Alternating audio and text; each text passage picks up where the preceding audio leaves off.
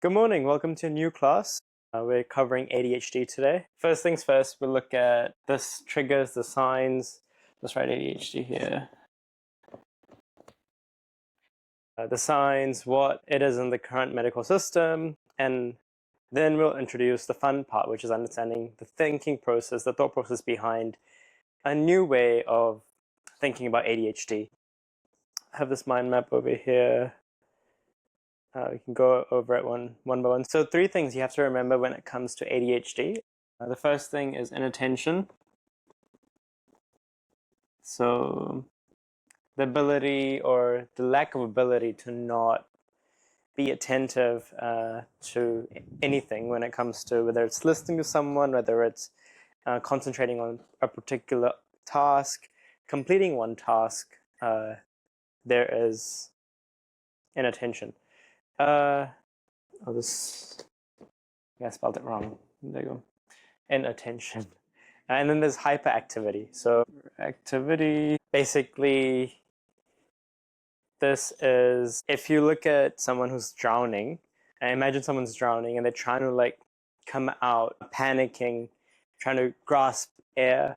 You can almost see that with tasks as well. When you're completing a particular task, you jump to new tasks all the time, trying to make the most or maximize the most amount of time you have by multitasking. And then the last one is impulsivity. So impulsivity is mainly if you don't have the patience to wait. You particularly are inclined to doing something very quickly without thinking, without having that decision-making process in your mind, and taking actions without understanding the consequences of those actions. So that's what impulsivity is. Gratification, so not being able to wait for particular things in life, or it's sort of inclined with impatience as well. Okay, so we have 3 things: inattention, hyperactivity, and impulsivity. These are the 3 main signs, 3 main symptoms of ADHD. Now, if I go back to my map, all ADHD is, it's a neurological condition that your brain chemicals, dopamine and norepinephrine, and the brain's control center, which is your prefrontal cortex. So prefrontal cortex is basically, this is your brain. I'm trying my best to draw a brain. This part of your brain, this is the decision-making part. So this is other parts of your brain, and this is the front part. So prefrontal cortex. So basically, when this part doesn't work properly, it leads to inattention, hyperactivity, and impulsivity. So the lack of control in the control center leads to these signs. So that's what ADHD is. Now, I'll explain to you what dopamine and norepinephrine are. I'll just actually write it over here. So we have 2 chemicals, dopamine. This is the second part of understanding ADHD. The first part is this common signs and symptoms, what it is actually, and then we move on to dopamine and norepinephrine, which is it's a further nuanced understanding of what goes on in the brain when there is a lack of dopamine. Dopamine, norepinephrine. So dopamine actually makes norepinephrine. That's what you have to kind of keep in mind. If I go back to, so when this part is not working properly, there is a much harder processing or lack of processing of these 2 chemicals in the brain, dopamine and norepinephrine. Dopamine creates norepinephrine, so if there's not enough dopamine in the body, in the brain, you're not going to get enough norepinephrine as well. Now I'll explain what these 2 particular neurotransmitters do in the body, hormones. Is, you can say, your motivation and reward chemical in the brain. Okay, motivation plus reward. And then norepinephrine, I'll just put nor, it is your attention and arousal chemical. So attention plus arousal. So the ability to have energy to do something, these two dictate that. And now dopamine is also your happy molecule as well. So it dictates your happiness. And when these two are not working properly in this particular region of the brain, when there is not enough flow, or there's not enough production, or there is a reabsorption in the brain that happens quickly, so these chemicals don't have time to go around the brain and make the most amount of usage, you get these signs, you get these symptoms. These symptoms are almost seen the same in Parkinson's disease as well. So there's a less amount of production, or almost no production of dopamine, and you get sort of your hands start shaking, you start forgetting things easily. Norepinephrine is actually also inclined to memory. So if you have short-term memory, it could be a sign that you're not producing enough norepinephrine in the body, in the brain. And if you're not producing enough norepinephrine, then it also means that you're not producing enough dopamine to make that chemical in the body. Now I'll go back to the mind map. One thing to keep in mind is, I've given examples for this, but as you can see in the mind map here, inattention is basically poor focus, disorganization, forgetfulness. Again, as we talked about, forgetfulness from the norepinephrine chemical. And then we have hyperactivity, which is restlessness, fidgety, excessive talking. Interrupting comes from impulsivity, acting without thinking, like I mentioned earlier, and poor timing. The decline of dopamine in your brain leads to ADHD. That's the main core understanding of what ADHD is and why it happens. And I'll talk about this interesting understanding of how the brain works, the neurons, the synapses, and it's kind of related to this movie Avatar, which is quite interesting. Let's move on to primary causes of ADHD. So when we have this understanding of what causes ADHD, the root cause, we can actually understand from nature's perspective why it is being caused. Okay, so first we'll understand what is in the current definition, how medical society looks at ADHD. The root causes, genetic factors is the first one. Okay, we'll go genetic, genes, and it's almost 70 to 80% inherited. So you can imagine, if your parents are not producing enough dopamine and norepinephrine, the reward, the happiness molecule, the motivation, and the prefrontal cortex is then in the child not developed properly because of the parents' decline in dopamine, then you're likely to have ADHD. And 70 to 80%. So you can almost say that your parents are the cause of ADHD. Environmental toxins. So this is the third one, or the second one, environmental. Now you can say, if genes are the biggest cause, the majority of the cause, you can say environmental toxins actually perpetuate and complete that decline of dopamine. Okay, so if 80% is your parents' cause, is genes, then 20% can be environmental toxins. And if it's really bad, then it can completely, basically, the brain, which is, let's quickly draw the brain again. So this part of the brain, prefrontal cortex, it can completely damage it. The control center can be damaged from the environmental toxins. So it can include heavy metals, pesticides, chemicals like BPA, and maternal smoking, drug use during pregnancy. I guess if your mother is, or your father, both are also exposed to environmental toxins like heavy metals, etc., then you're likely to get ADHD. And then we have nutritional deficiencies. Okay. Now this is particularly related to breastfeeding. So if the mother doesn't have time for the child, and if the mother is not breastfeeding properly, then the child can get ADHD, because brain development is highly linked. So this part is highly linked to omega-3 and then DHA specifically. DHA is actually important, and this nutrition, omega-3, is important for development of the brain and functioning of the brain. Other nutritional deficiencies, so poor diet quality. If you're consuming a lot of foods that contains heavy metals, it contains high amounts of pesticides, the nutritional qualities kind of decrease. Low iron, low zinc, low magnesium, low vitamin D, not enough sunlight, all come under nutritional deficiencies. So this is your entire kind of map that you can understand, like a pie chart, right? And most of it is genes, and then rest 10% triggers as well. So environmental toxins can be triggers. Triggers also include things like social media use, things like if you give your child a phone to use and they're constantly on this heavy intake of screen, blue light, of colors on the screen, HDR, and they're constantly getting stimulated because of that.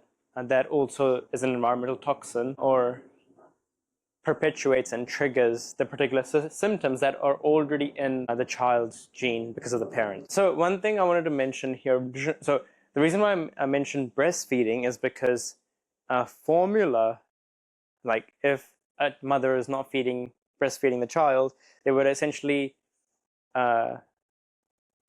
move to formulas which actually don't contain omega-3s. And surprisingly, because omega-3 is important for brain development, you actually are at the risk almost 20 times likely to get ADHD if your child is formula fed. So we have to keep that in mind.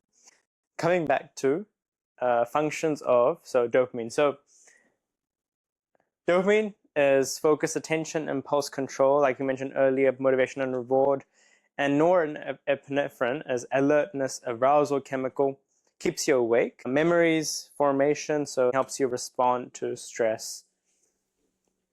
And all ADHD is low and exhausted chemicals. So if you think about a car, there's no gas in the car, and there's poor, if you can imagine yourself in a car, there's no gas, there's no dopamine, and there's no steering, so there is no norepinephrine. And no steering can also be linked to the lack of development of the prefrontal cortex. Okay, so there's no control center. So the car will eventually crash, it won't get to its destination. As we discussed earlier, hyperactivity, inattention, and impulse control, so impulsivity, all these symptoms actually fade away when this child is actually focused on something creative, such as playing a musical instrument, or creating some art piece, or sculpting something, or even swimming, sports activities. They can go into this flow state, which can subdue, kind of make the symptoms of ADHD disappear. And they can actually concentrate for longer periods in that particular one task because they're in that flow state. Now that is completely different to what you would think of ADHD as. Like, you would think that, yes, they can't kind of focus on one particular task. They just keep jumping from one task to another task. But every child has this one thing in them. You can say it's a special power or superpower, or you can say it's like a special quality within them that they get inclined to a particular creative flow, a particular creative task, that they can actually fade and make their symptoms of ADHD disappear. So if you think about social media, it's one of the greatest triggers, one of the greatest influencers of ADHD, of constant, like a gambling. You go to a casino, you have that slot machine, and you're constantly getting those hits of dopamine by kind of scrolling through. It's the same thing as scrolling on social media. They've designed it to be addictive and drive all sorts of insecurities within you, going from dopamine to dopamine. Actually, what they do is they have two sort of levels of screens. So this is dopamine. This is your happiness, laughter, happiness. And then this is like sadness or misery. And all your social media feed, your phone pretty much, which you're addicted to, all it is the dance between these two particular emotions. So social media feeds misery, and then it feeds dopamine. Okay?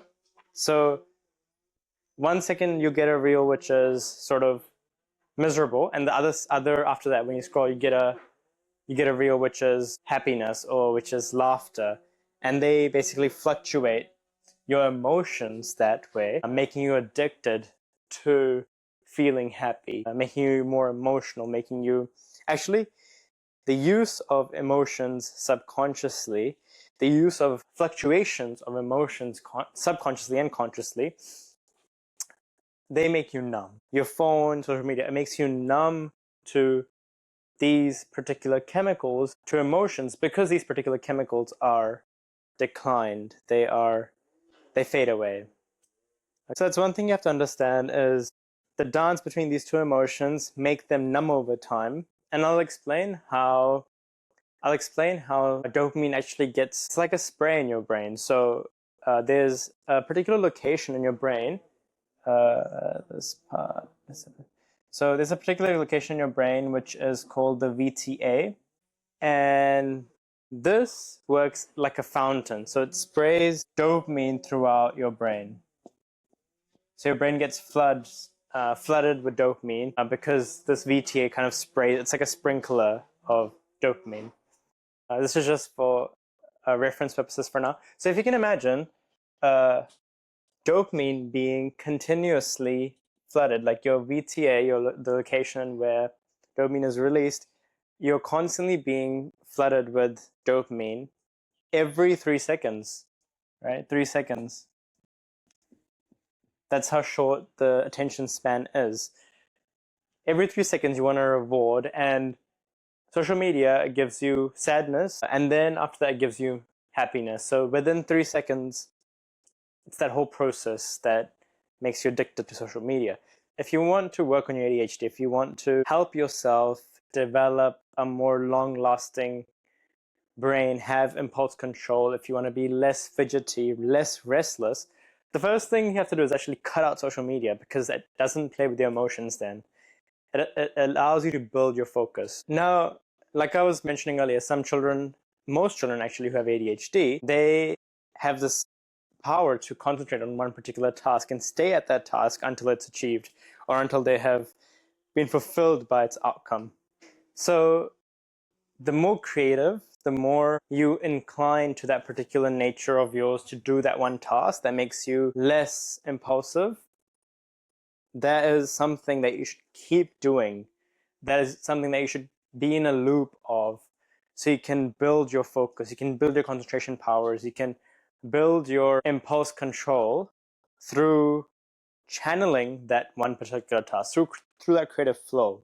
Right? You should keep doing that. You should not let that fade away, or like reject that. Okay, no matter what it is, if you keep doing that, you're likely to build back your receptors or your neurotransmitters, okay, and have them function normally. It will be a journey, but if you stay at it, then you can have normal levels of dopamine, normal levels of norepinephrine. So that's one part. Now so that was a quick jump to one particular topic or aspect of ADHD, which I wanted to cover. Coming back to current treatments, we have stimulants and then we have non-stimulants. So these two things are how currently ADHD is treated. Stimulants are the most effective, so 75% effective rate, most prescribed, but the way stimulants work is basically increasing dopamine availability in your brain. So L-DOPA, new term, L-DOPA is a precursor to dopamine. So what does precursor mean? Precursor means it builds or it makes dopamine. Okay, so it's required to make dopamine. L-DOPA is found in these stimulating medicines. And then we have, L-DOPA is actually also found in one particular herb. It comes out of amino acid, tyrosine. So this is what you have to keep in mind, tyrosine. Tyrosine is an amino acid. Out of that comes L-DOPA. Tyrosine, amino acids are found in all proteins. So if you have a good, healthy protein diet, you're likely to make more L-DOPA, leading to dopamine, which can balance out the effects of the stimulating medications that usually most children are on if they have ADHD. Now, there are side effects. I'll just quickly cover that. So stimulants, it's just dopamine availability in the brain. Side effects include decreased appetite, sleep issues, irritability, anxiety, potential growth suppression. Now, sleep issues, you have to keep in mind that because this medication affects sleep, we actually need sleep to improve and develop the brain properly. To improve brain function, you need good sleep. This is like a contrary, you would imagine, why can't they make medications which are less, like, which don't have side effects, you know? Like, just think about the fact that if, like, ADHD, so sleep, is actually one of the biggest things that you need to help your ADHD. And the fact that these medications actually have side effects that affect sleep, and sleep actually ensures that you have a good amount of appetite as well. So good gut health, good appetite, both dictate the outcomes of ADHD improvement. And the fact that these medications reduce and inhibit that, and they just focus on this one chemical, you see how singular the medications are, like how singularly they have been construed to one particular aspect in the body and just increasing that. But the body doesn't work like that. The body works in a holistic manner. Everything has to work together. Everything has to come together to ensure that it's developed, right? It's fully functional. Sleep, good gut health, less environmental toxins, improvement, that improves mood, that improves dopamine, right? Not just one particular chemical. So good amount of healthy diet, protein, influences and leads to a good amount of tyrosine in the body, which converts to L-DOPA, and that converts to dopamine. And you can actually say sleep and good appetite. So if you don't, this is like a loop I just made. So dopamine, good sleep leads to a good appetite. A good appetite leads to digestion. So digestion of protein molecules and amino acids like tyrosine. And then that leads to a better availability, a better processing of dopamine, which further basically improves your ADHD symptoms. Now, non-stimulating, so you might think there's one thing, right? Stimulating medications. There are also non-stimulating medications, which are alternatives, but the side effects of that are dangerous. They are almost suicidal, like increasing suicidal thoughts in children and teenagers. So you have to be very careful of this. Okay? Apart from medications, there's another way of helping ADHD is through CBT. So this is the third non-medicative way. Cognitive behavioral therapy. So it's effective in both children and adults and helps with behavior management and coping strategies. So this is what a psychologist can do with you. So if you go to a psychologist, if you go to a CBT therapist, they can all help you take this intervention, take this approach. And this actually works hand in hand with dopamine stimulants and a good diet, ensuring there's good sleep, nutrition. All of this comes together to ensure that there is a good, healthy amount of dopamine in the brain and norepinephrine in the brain to reduce all the symptoms of hyperactivity, impulse control, and inattention. Okay.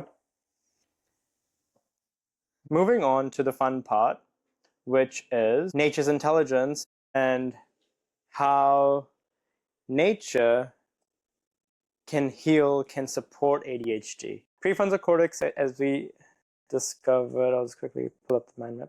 So yeah, prefrontal cortex, this is the part, as I discussed earlier, in your brain. Now, the way neural pathways work, I'll draw this for you.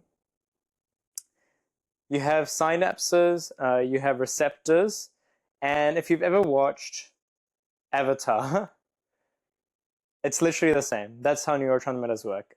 You remember the wishing tree and they connect, I'll just draw it with blue because Avatar color. This is my best attempt to draw a neuron. Okay, so this is a neuron and it needs to meet another neuron and the synaptic cleft happens, so they connect together. and there's transmission of neurons and there's transmission of energy. Okay, so the way this happens, at the end of this neuron, there is a synapse which looks like this. It's like a sort of like a bone, and it's very small. And this is another neuron. Now, neurons get transferred through like this. Okay.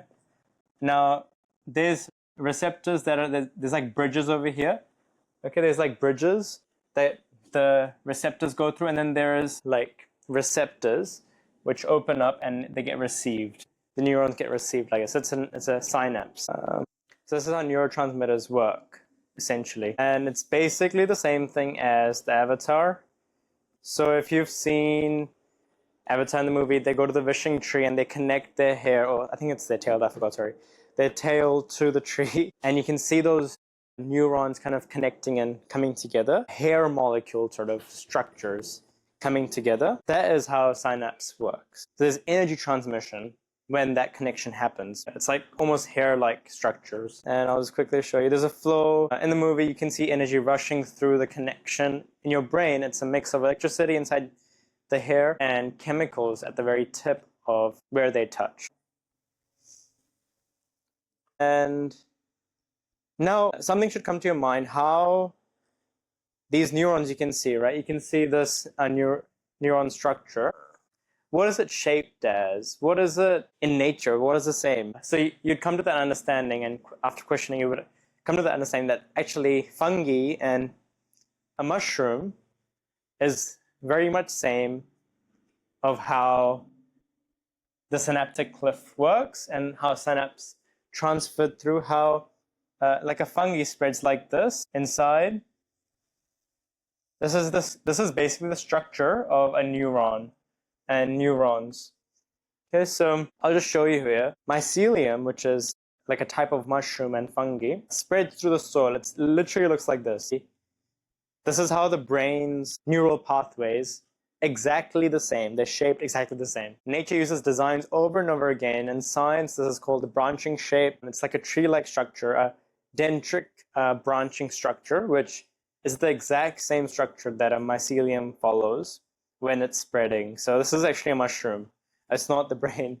It's actually a mushroom, and as you can see, it's pretty much, this is a brain synapse. Yeah, dendrites, as you can see here, pretty much the same. Okay, so mycelium and mushrooms in nature are exactly the same as how our brain works, pretty much. So that leads to an understanding of, okay, like if that is true, mushrooms are helpful. There is research to show that lion's mane mushroom is actually helpful and useful in supporting ADHD. So that's the level of nature's intelligence that we use to incorporate our healing process in ADHD, okay?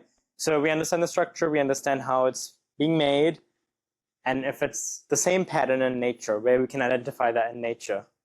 And that is a fungi, that is a mushroom.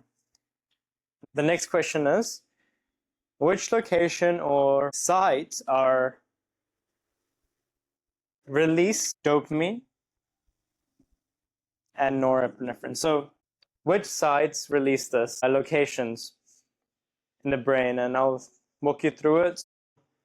Dopamine is actually produced in two sites. There's the substantia nigeria, and then there's the VTA, which we discussed earlier, the spraying in the brain.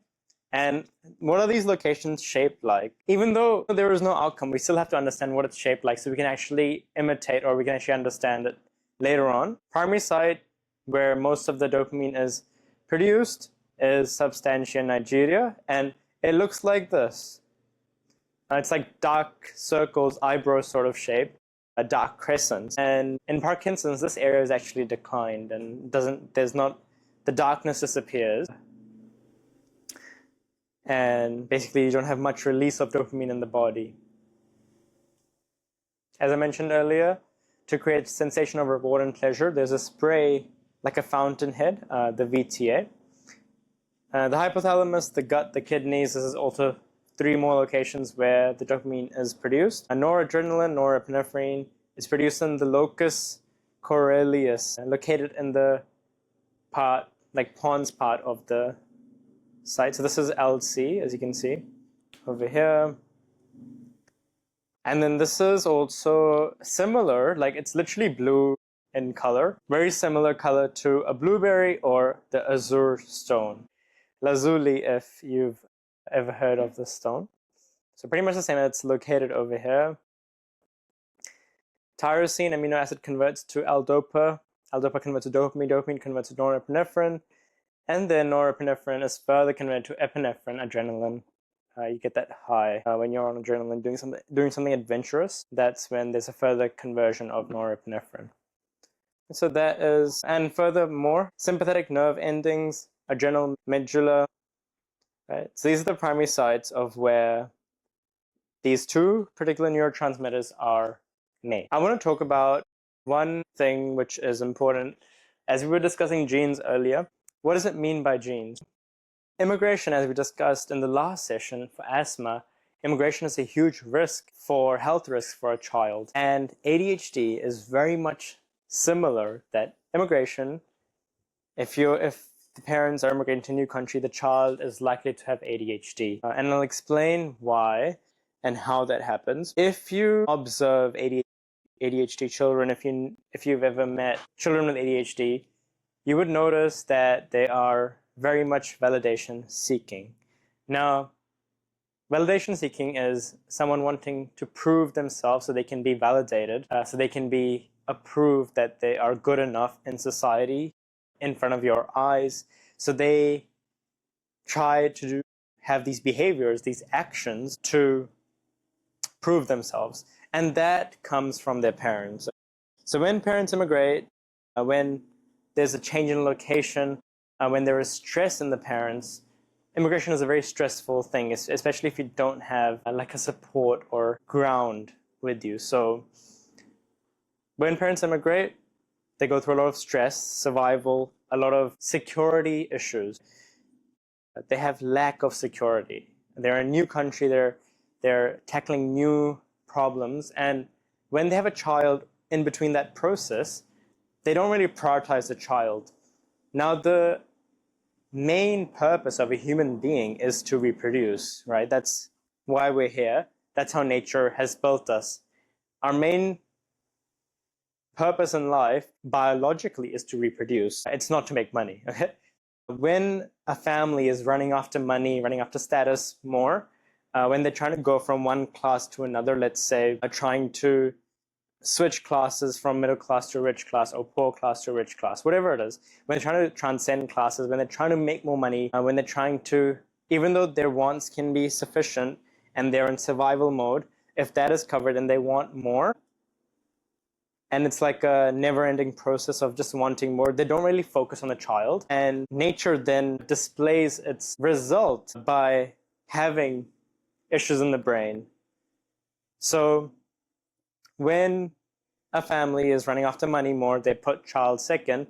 What they do is they give the child toys, right? Instead of giving the child valuable time, they give the child toys, and that is a neurotransmitter, a perpetuation. If you look at dopamine, like a child's brain, it's developing. Sorry, let's draw that again. So a child's brain is developing.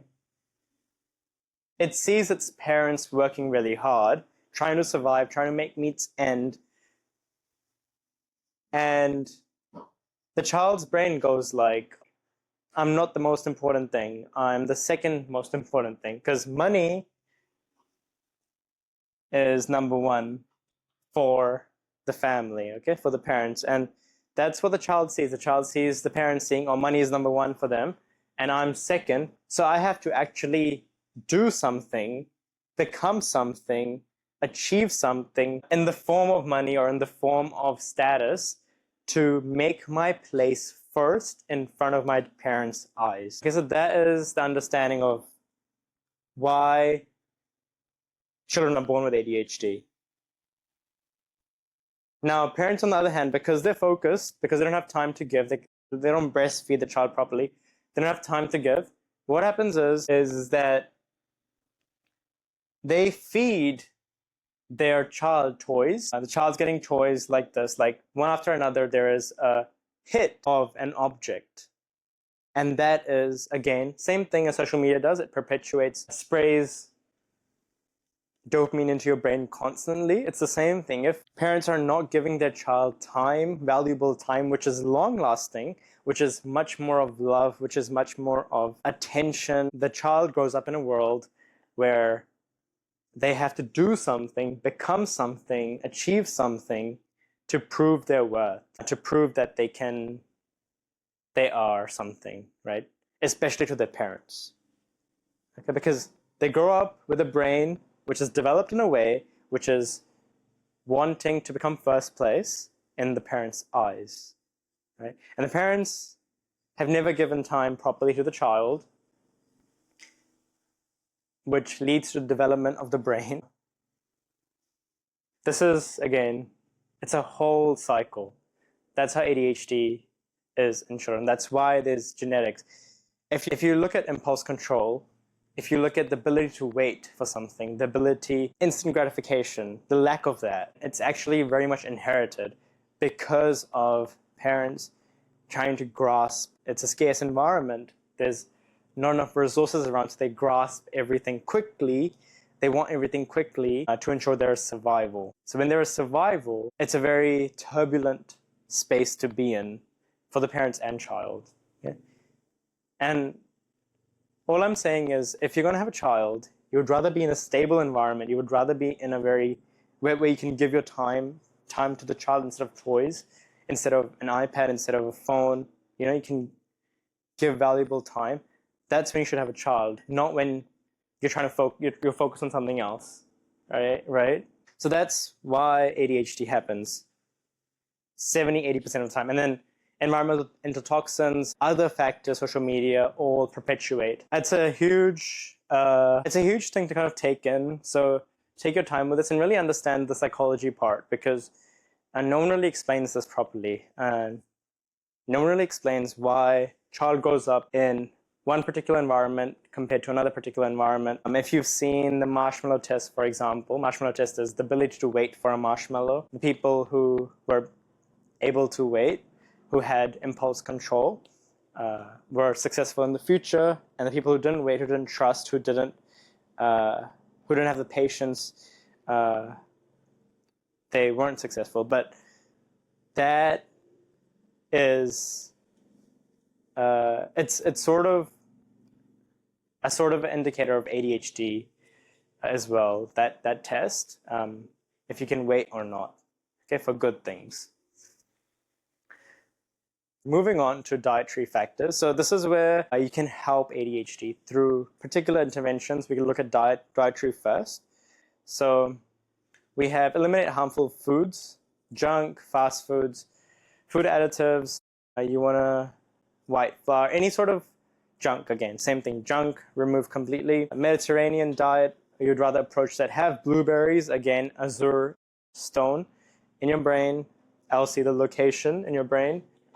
Because it's shaped like a blueberry, you should have blueberries. Okay? Should have that stone with you as well, if that helps. It actually helps improve creativity within you, so it's a good stone to keep. Elimination diet, food allergies. So if you have any allergies and you find out about it, it's very effective. It's as effective as the medications, pretty much. Omega-3 fatty acids, again, very important, like we discussed earlier. DHA leads to brain development, leads to proper brain functioning, protects the blood-brain barrier. So iron, zinc, magnesium, vitamin D, calcium. Now, nutrition, coming to herbal medicine. So lion's mane you can take. L-theanine is very good. It stabilizes mood without sedation. Mucuna is another it's like a black lentil type seed. You can actually get it from places, so I would highly recommend that because it contains L-dopa. That's one of the only herbs, only seeds you can say that has actually got L-dopa, which converts to dopamine and directly addresses the root cause. But then again, if you have antidepressants, if you're taking medications for Parkinson's, etc., you should not take it because it can interact. Because it's very effective, it can also interact with medications. Okay, so this is just a list of things that it interacts with, and you can read this. This mind map is available, by the way, in community, in the link below. You can click it. Ginkgo is good, and grapeseed extract or pine bark is also effective. Now, moving on to other lifestyle interventions that you can do is sleep optimization. One very effective thing, in fact, that has the least interactions, it's the most safest, is doing Nasya therapy. So in Ayurveda, they have this technique before bed. What you do is you put A2 ghee, specifically, organic, make sure it's organic. You put 2 to 3 drops in your nostril by like laying down, and you just drop it in your nostril, 2 to 3 drops each, and then it just travels to your brain and lubricates your brain and cells, okay? So it's a very effective therapy just before bed, and it helps you sleep better as well. I would highly recommend this because I've used this and it's helped me a lot. Not for ADHD, but for other things. It's just not one thing it can help with ADHD, but there's other things it can do as well. It improves headaches. It reduces headaches. It improves sleep. It improves your focus levels as well. And then finally, one big thing you can do is cut out social media. Turn your screen black and white. Remove social media from your phone. You can use it on your laptop. It's a much better way of using social media to not be addicted to it. Disable all non-essential notifications so you don't get perpetuated or distracted by that. And create a phone-free zone. Okay, so 1 hour after waking up, don't use your phone. And 1 hour before going to bed, don't use your phone. Now moving on to the last part, which is basically understanding how to heal ADHD through genes. Through what we discussed earlier, the lack of impulse control, the lack of connection. Because you didn't get time with your parents when you were a child, if you have ADHD, if you want to heal metaphysically, if you want to heal your condition, you want to develop that connection. You want to spend time with your family. You want to bond and make a deep connection with your family. That's the way. Lasting relationships. Have time, with your parents. You are their offspring, right? There is a whole genetic code that's been transferred from them to you. So spending time with them will help you develop and heal that brain, will help you heal your insecurities. ADHD children, they are insecure, okay?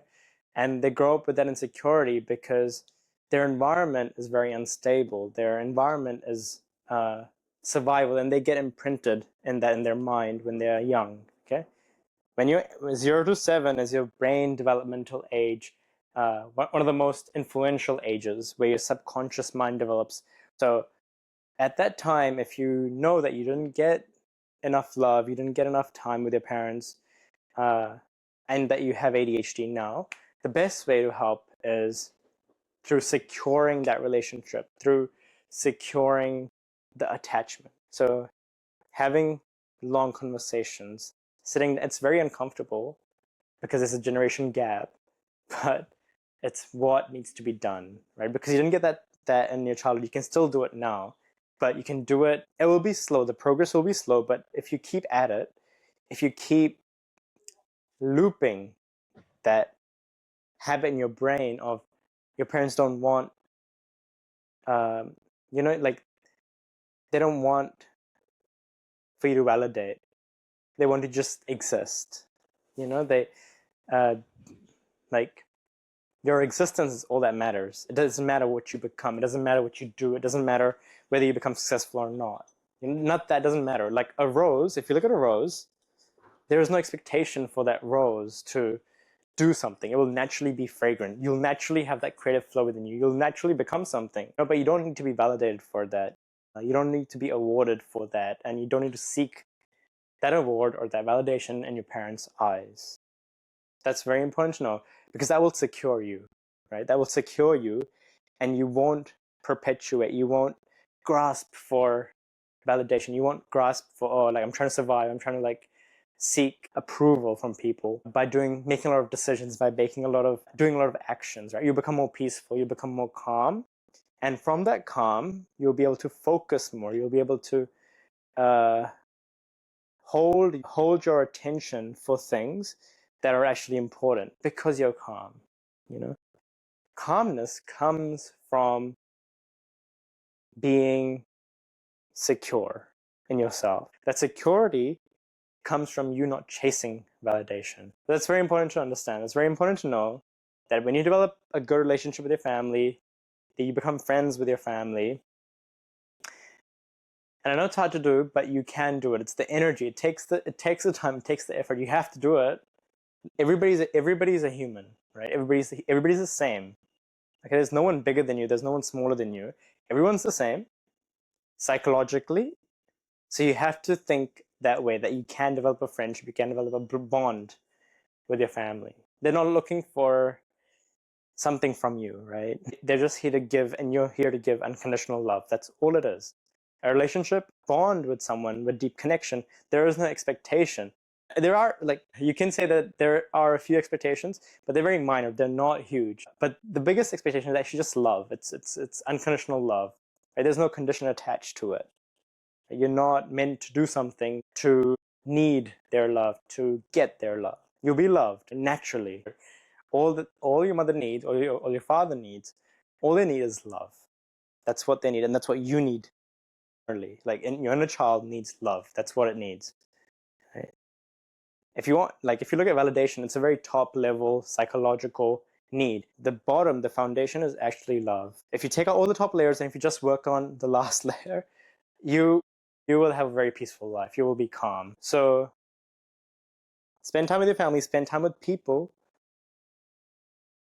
and ensure that you are not taking anything for granted. That's very important. Whether it's your work, whether it's your family, whether it's your friends, you're not taking them for granted. ADHD is a huge bottom understanding of ADHD is you don't trust people easily. Because you've grown up in that environment where scarcity or survival was an issue. So that environment lacks trusting in other people. It doesn't allow other people to get into your life because you're trying to get something out of them. And that is sort of there are huge trust issues, essentially, if you grow up with that brain. Okay, but to become successful, to become someone, to live in a safe, cohesive, calm environment, there is a lot of trust that is needed. Okay, there are two worlds, right? There's one world which you can trust people, and there's one world where you can't trust people. You'd rather be living in a world where you can trust people. Okay, if you have that brain where you can trust people, you'd be more successful. You'd be able to network more. You'd be able to do things more with other people than a non-trusting person would. So trust is a huge thing. That trust develops from a deep connection. It develops from bond. So spending time is huge. So not taking people for granted. Ensuring that you spend quality time with them. And it's non-judgmental, right? So even though your parents might judge you, but all you should think about is all they want is love. That's it. That's their inner need, right? That's your inner need. So whether they judge you or not, it doesn't actually really matter. Like, at the end of the day, all they want is love. So just give them love. That's it. And in return, you'll receive love. Okay? You'll receive love in many other ways. And the best thing that happens when you're secure in yourself and you know that you can do things, you know that you can become something, you know that you're not doing it for anyone, you're not doing it for you're not doing it for anything.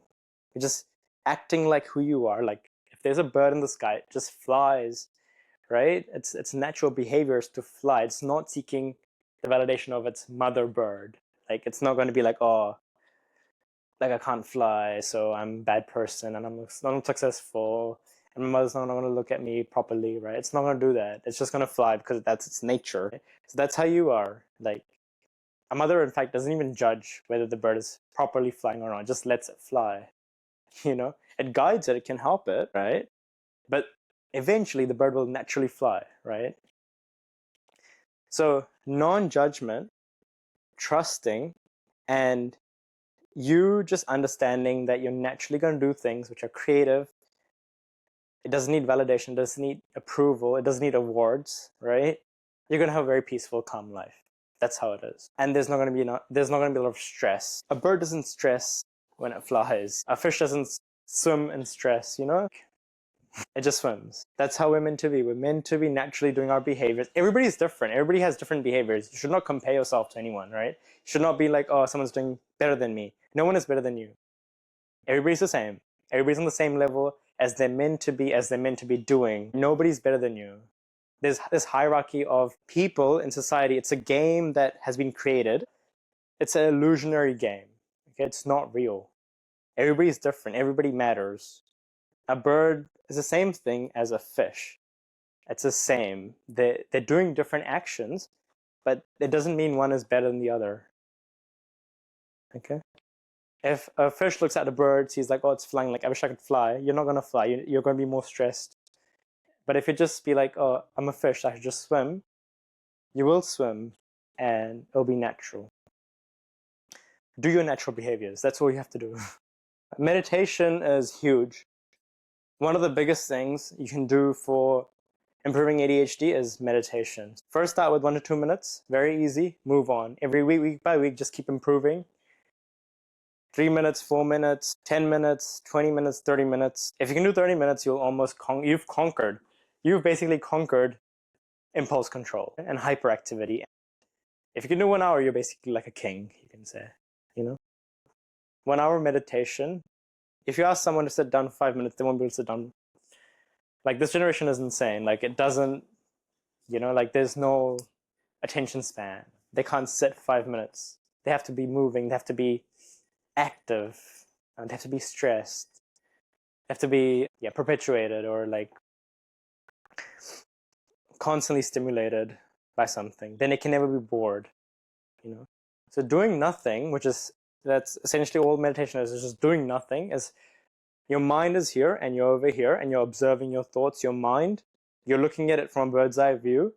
Like, thoughts are over here and you're here, okay? And you're just seeing that from like a movie screen, and there's no judgment, there's nothing, and just watching it. And soon the thoughts disappear, and that's meditation. When your mind goes blank, that is meditation, and it naturally happens when you observe your thoughts. Okay, so a blank mind doing nothing is what meditation is, and that is the greatest act, which is the act of doing nothing. Is the greatest act that you can do to heal any disease. I'm not just talking about ADHD, but any disease. Back in the day, ancient times, people just used to meditate and they should just like visualize their bones being connected together, their structure coming together, their diseases being healed because of that. To this day, I mean, Tibetan yogis, that's what they do. If they get a disease, all they do is just go in and they observe their mind, what is happening, what are the patterns happening, and they work on that. They clear it out through observation. When they clear it out, the body naturally heals itself because it's meant to do that. Yeah, final thing, stop chasing validation. Do what you're natural at and keep working on it. If you like to play guitar, just play the guitar. If you'd like to shoot arrows, just shoot arrows. And if you'd like to swim, just swim. You'll naturally become good at that. Sometimes those actions that you do are completely opposite of what society is meant for you to do, you know? Like, it's completely opposite. But if you're gonna do something that a society is wanting you to do, if you're gonna live to societal expectations, you'll never actually be able to live properly. You know, if you do the things that society is telling you to do, because it's going to give you awards, because it's going to give you some car, because it's going to give you some house, because it's going to give you some status in life, you'll eventually be miserable. It's all empty. That's all I can say. Doing things that you're unnatural. That's why we have so much stress in this world. If you think about stress collectively in our society, it's because people are doing things that are unnatural to their behavior. It's because they're trying to be a fish when they're actually a bird, you know? And that creates stress, because how do you even do that? You know, it's impossible. And you're in that fight for your entire life to try to be a fish so you can swim. You know, you're constantly struggling your entire life. You're not really living.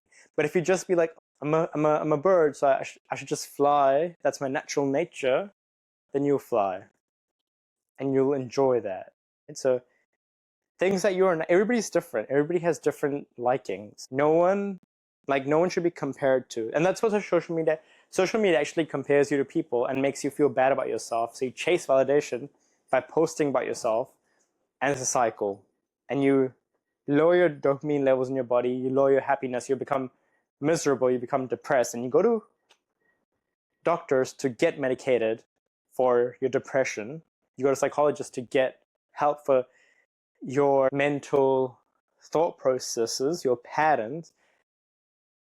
They take your money and they basically perpetuate your behaviors by further giving you side effects and further talking about your problems. Your problems are your problems because you're not naturally meant to do that. If you understand what you're natural at and you keep doing that, it takes time. It takes time to understand what you're actually a natural at, and it changes.